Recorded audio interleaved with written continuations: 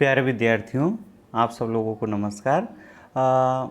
आज के इस वीडियो में हम लोग बचपन, जो कि आप लोगों का दूसरा पाठ था, उसकी लेखिका कृष्णा सोबती जी थी।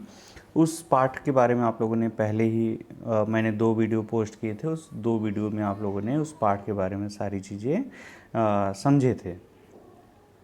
प्यारे विद्यार्थियों, आज के वीडियो में हम लोग क्या कर रहे हैं, उस पाठ का सारांश आप लोगों को मैं थोड़ा सा एक बार बता दे रहा हूँ। फिर पाठ का सारांश हो जाने के बाद में फिर उसके प्रश्न उत्तर के बारे में हम लोग चर्चा करेंगे। जो हमारी किताब है, किताब के पीछे जो प्रश्न उत्तर दिए गए हैं, उन प्रश्न उत्तरों को क्या करेंगे हम लोग, थोड़ा सा उनके बारे में जानकारी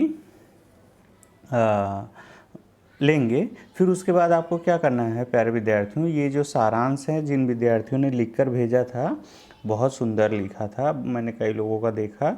जिन लोगों ने नहीं लिखा है उनको अभी लिखना है, और लिखकर फिर इसको क्या करना रहता है, आपको गूगल क्लासरूम में उसको पोस्ट करना रहता है। एक चीज़।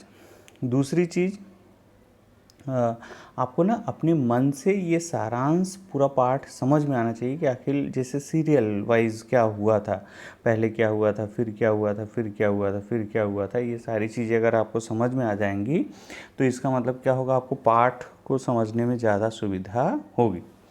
तो अब चलो, हम लोग ज़्यादा समय बर्बाद नहीं कर रहे हैं, सीधा लिखते हैं सारांश।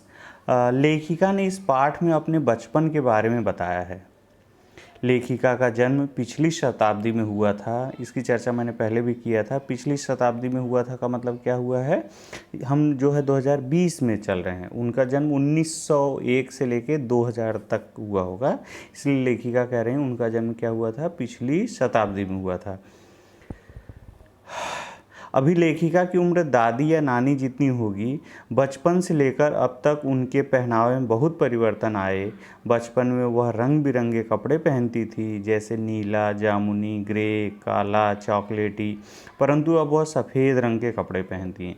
पहले वे फ्रॉक, निकर, वॉकर, स्कर्ट, लहंगे, गरारे पहनती थी, लेकिन अब चूड़ीदार और घेरदार कुर्ते पहनती हैं। बचपन के कुछ फ्रॉक अभी भी उन्हें याद है। ये पाठ का सारांश है कि क्या क्या उनके जीवन में हो रहा था, बचपन में वे कैसे कपड़े पहनती थी। अभी आगे हम लोग और देखेंगे। उन्हें अपने मोजे और स्टॉकिंग भी याद हैं। उन्हें अपने मोजे लिख दिए यहाँ पर, मोजे खुद धोने पड़ते थे। हर रविवार को अपने जूतों पर पॉलिश करनी होती थी। उन्हें नए जूतों से ज़्यादा पुराने जूते पहनना पसंद था, क्योंकि नए जूते पहनने से पैरों में छाले हो जाते थे।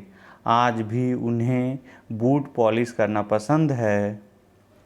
हर शनिवार को उन्हें सेहत ठीक रखने के लिए ऑलिव ऑयल या कैस्टर ऑयल पीना पड़ता था। ये आप लोगों ने देखा है उसमें कि वो कहती थी अगर ऑलिव ऑयल या कैस्टर ऑयल नहीं पीते तो भी कुछ नुकसान नहीं हो जाता था, लेकिन पीना पड़ता था। उन दोनों रेडियो और टेलीविज़न नहीं था, केवल कुछ घरों में ग्रामोफोन थे। लेखिका के अनुसार पहले और अब के खाने में भी अंतर आया है। पहले की कुल्फ़ी आइसक्रीम हो गई है, कचौड़ी समोसा पैटीज़ में बदल गया है, शरबत कोक पेप्सी बन गया है। लेखिका के घर से मॉल नज़दीक था। उन्हें हफ्ते में एक बार ही चॉकलेट खरीदने की छूट थी, और सबसे ज़्यादा चॉकलेट उन्हीं के पास रहता था। वो आपको पता है, उनका पाठ में गाने का नाम आया, चने जोर गरम और अनारदाने का चूर्ण बहुत पसंद था।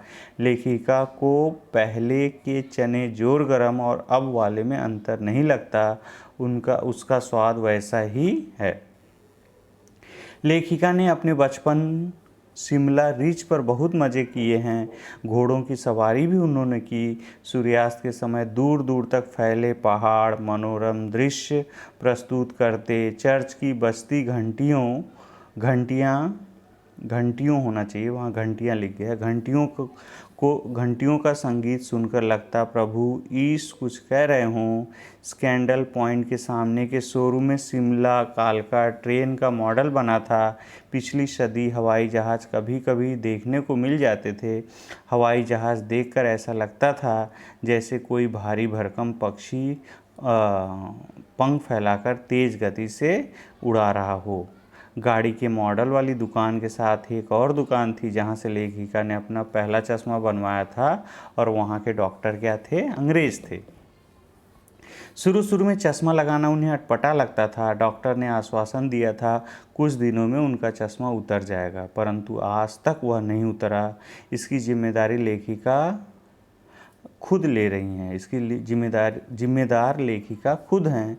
वह दिन की रोशनी में नहीं पढ़कर रात में टेबल लैंप के सामने पढ़ती थी। जब पहली बार उन्होंने चश्मा लगाया था तब उनके भाई उन्हें चिढ़ाते थे कि उनकी सूरत लंगूर जैसी लग रही है। धीरे धीरे चश्मा लेखिका से घुल मिल गया।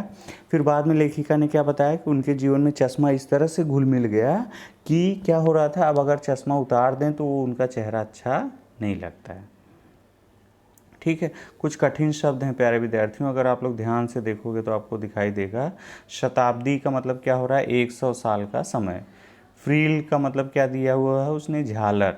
चलन का मतलब क्या दिया है? प्रचलन में।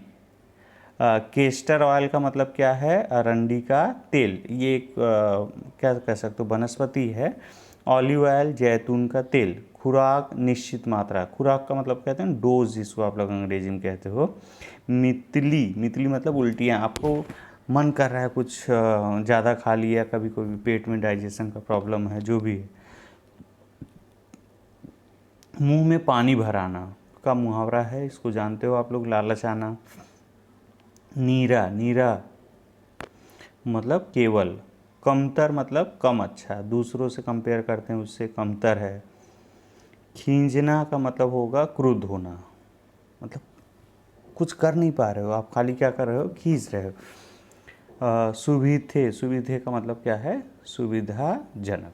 तो प्यारे विद्यार्थियों, इस वीडियो में हम लोग सिर्फ इतना ही देखेंगे, सारांश और कुछ शब्दार्थ। अभी इसके बाद वाला जो मैं वीडियो बनाऊंगा उस वीडियो में आपको प्रश्न उत्तर के बारे में मैं थोड़ा सा स्पष्ट करूंगा। ठीक है, तो अभी आप लोग ध्यान रखिए।